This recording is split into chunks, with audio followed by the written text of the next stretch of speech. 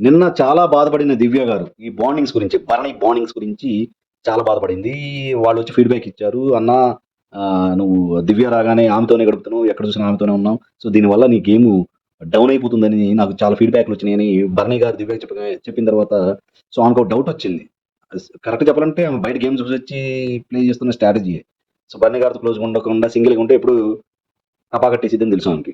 So, ఇది బయటకి తెలిసిపోయిందనే ఉద్దేశంతో ఆమె ఓ ఏడుపు ఏడ్చేసింది. అసలు ఇలా అయితే నాకు చాలా ఫీల్ అవుతాను. అది ఇది అని చెప్పేసింది. మళ్ళీ తెల్లారగానే మళ్ళీ యథావిధిగా బన్నీ గారితోనే కూర్చొని తిరుగుతుంది. బన్నీ గారు ఎక్కడుంటే అక్కడికెళ్తుంది. ఇతను కూడా ఆమె ఎక్కడుంటే అక్కడ ఉంటున్నాడు. సో, ఇతను ఆమె దగ్గరికెళ్తున్నాడా? అతను ఈమె దగ్గరికొస్తున్నాడో తెలీదు. సో, ఇద్దరు అంత ఫీల్ అయినప్పుడు మరి నెక్స్ట్ డే మళ్ళీ కలిసి కూర్చొని కనిపిస్తున్నారు. అదే మాట వీళ్ళు ఫైర్ స్టార్మ్ వైల్డ్ ఫైర్ వీళ్ళు గూడా వైల్డ్ కార్డ్ ఎంట్రీ పీపుల్ గూడా చెప్పినా సరే వాళ్ళు పట్టించుకోవడం లేదు. ఇది ఎంతవరకు కరెక్ట్?